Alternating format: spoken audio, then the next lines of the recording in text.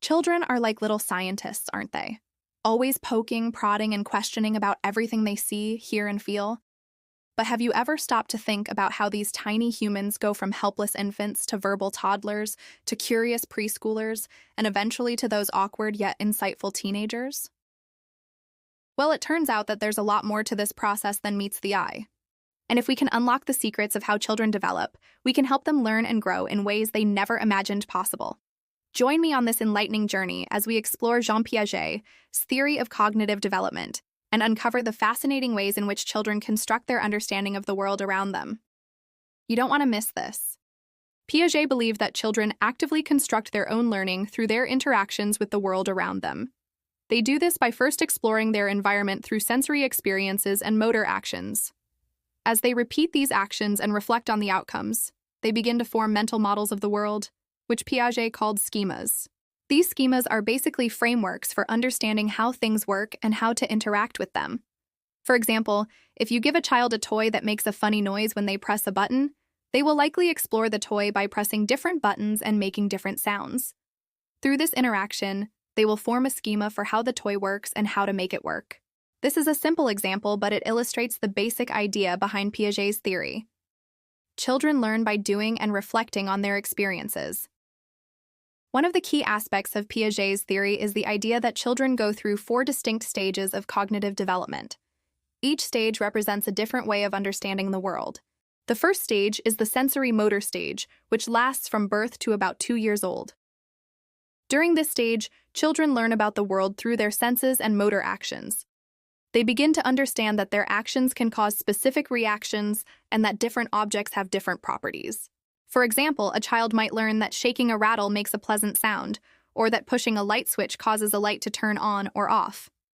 By experimenting with different actions and observing the results, children gradually build up a repertoire of knowledge about the world. The next stage is the pre-operational stage, which lasts from about 2 years old to 7 years old.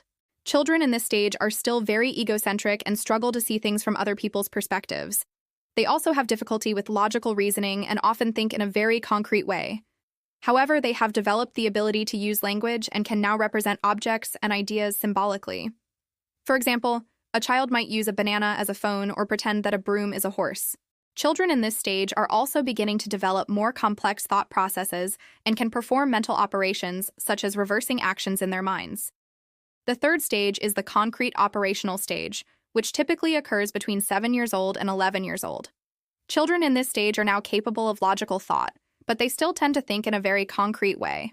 They can understand abstract concepts like time or justice, but they need to see these concepts represented in concrete terms. For example, a child might understand that time is represented by the hands on a clock, or that justice means that everyone gets a fair turn on the playground. Children in this stage also develop the ability to conserve, which means they understand that certain properties of objects remain the same even when their appearance changes. For example, a child who understands conservation of volume will understand that pouring water from a tall, thin glass into a short, wide glass does not change the amount of water. Finally, the fourth stage is the formal operational stage, which begins around 12 years old and continues through adulthood. In this stage, individuals develop the ability to think abstractly and can solve problems that are not tied to concrete objects or events. They can use logic to reason about hypothetical situations and can think about multiple solutions to a problem. For example, a teenager might be able to understand the concept of infinity or debate the ethics of artificial intelligence. As children progress through these stages, they are constantly building new schemas and refining existing ones. Piaget believed that these stages are universal, meaning that all children go through them in the same order and at roughly the same age. However, he acknowledged that children develop at different rates, and that some children may take longer to move from one stage to the next. So there you have it. Children are like little scientists who learn by exploring their world and building their own understanding of how things work. By understanding Piaget's theory of cognitive development, we can better support children's learning and help them reach their full potential. Who knew that learning about child development could be so exciting? If you enjoyed this video, don't forget to like and subscribe, and as always, thanks for watching. See you next time.